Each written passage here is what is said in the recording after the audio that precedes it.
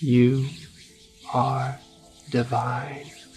And why should not the Negro believe that he resembles God? Hi there, I'm Christopher Driscoll, and I'd like to welcome you to my YouTube channel, where I try and combine philosophy and ASMR triggers and mindfulness and meditation strategies.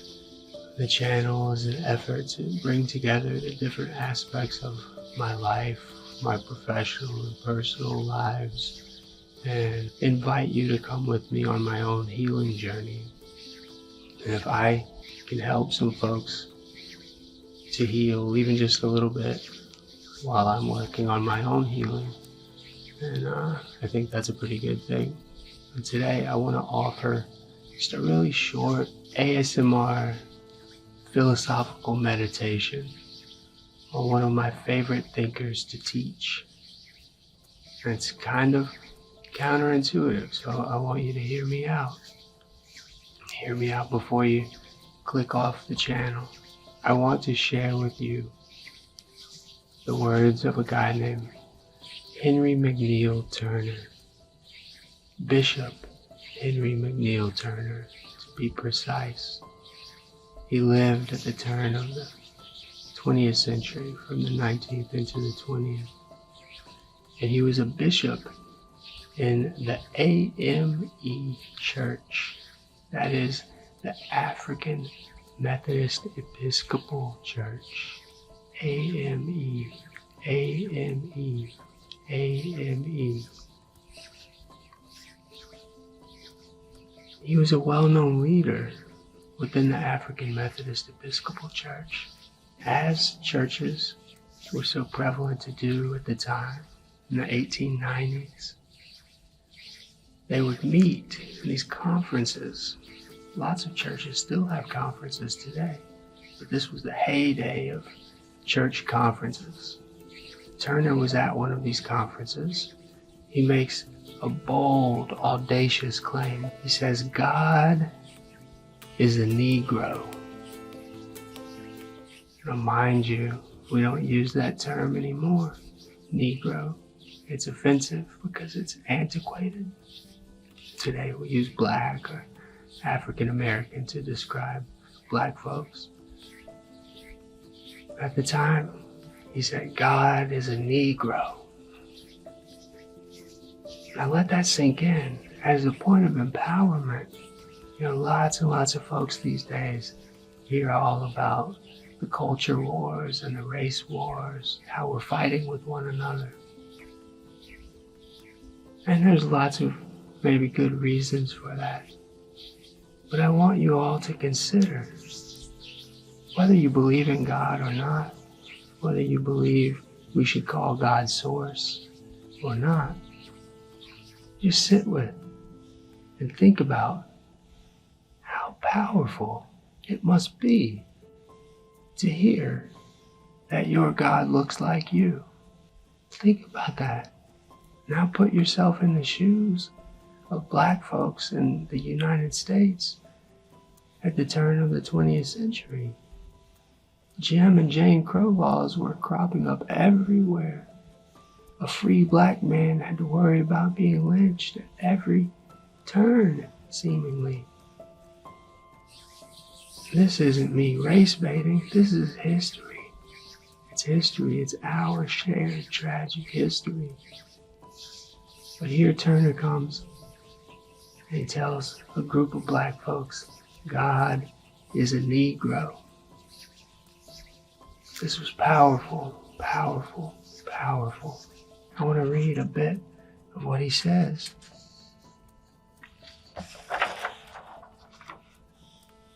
He says, every race of people since time began who have attempted to describe their God by words, or by paintings, or by carvings, or by any other form or figure, have conveyed the idea that the God who made them and shaped their destinies was symbolized in themselves.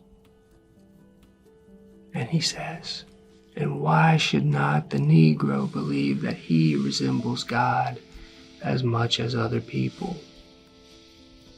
And he goes on to make a bold proclamation. In fact, he says, "We do not believe that there is any hope for a race of people who do not believe that they look like God." Let's pause and take a few breaths and give space in our own spirits for that wisdom.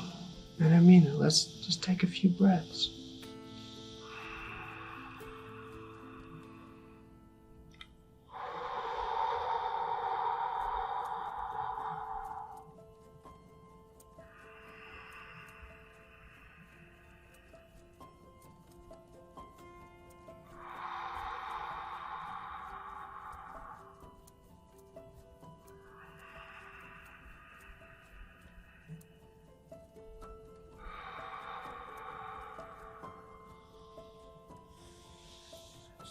That feels good. That felt good to me.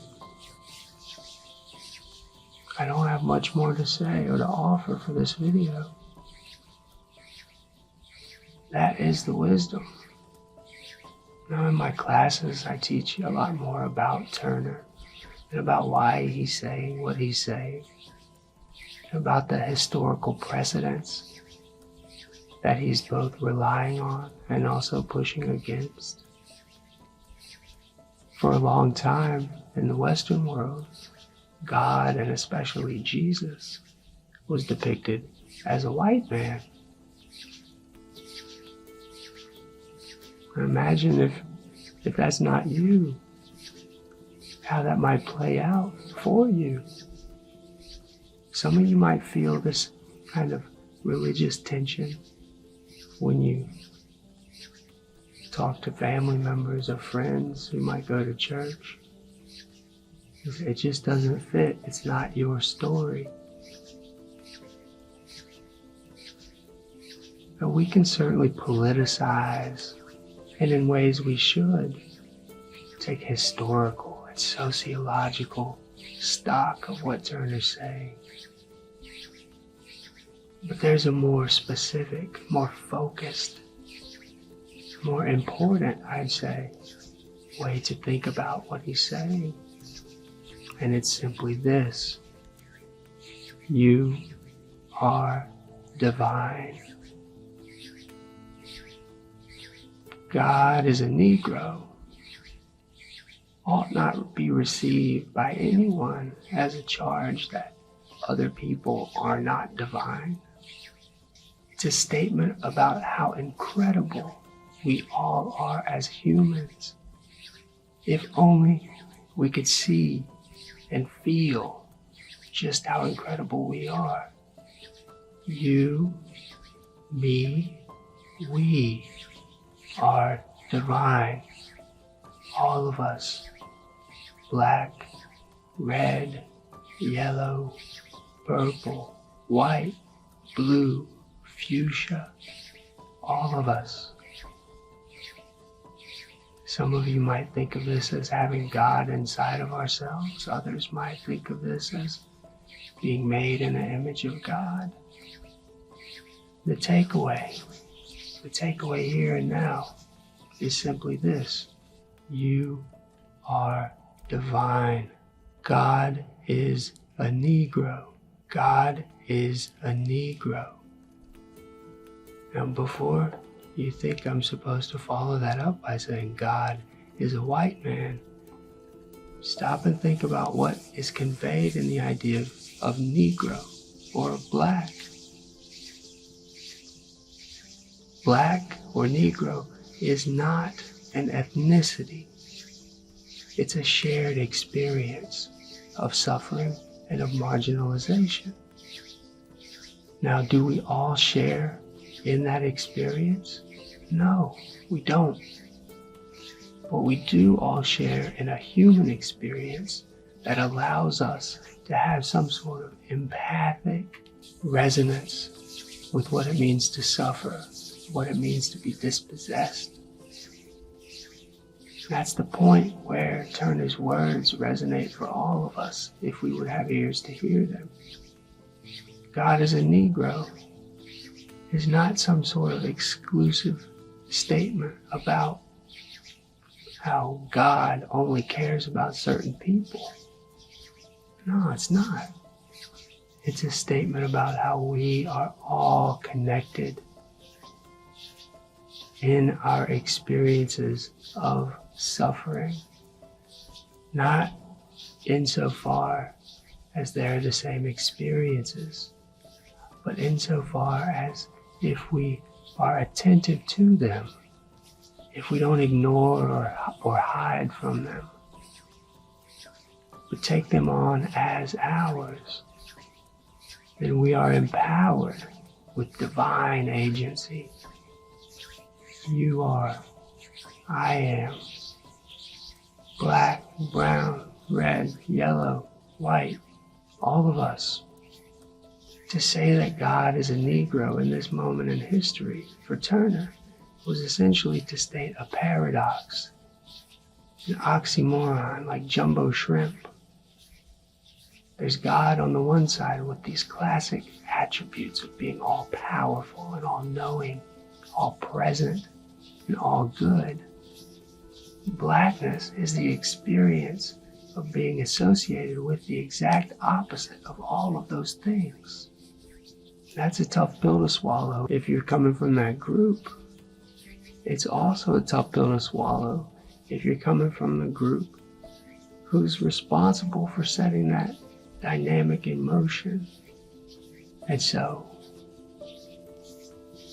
can we use Turner's words as a means of driving a wedge between us today? Sure. You can fight a battle with any weapon. You can turn anything into a weapon. But the divine act is to, as it says in the Bible, to turn our weapons into plowshares. What will you do with this knowledge? What will you do with this wisdom that God is a Negro? Let me know in the comments. With that, I thank you so much for taking the time to be here with me. I hope it hasn't been too long or belabored. I want to conclude by simply asking you to take a few breaths with me, whether you're driving or sitting peacefully or getting ready for work or going to bed. Let's pause and we'll let our breath, our divine breath, have the last word.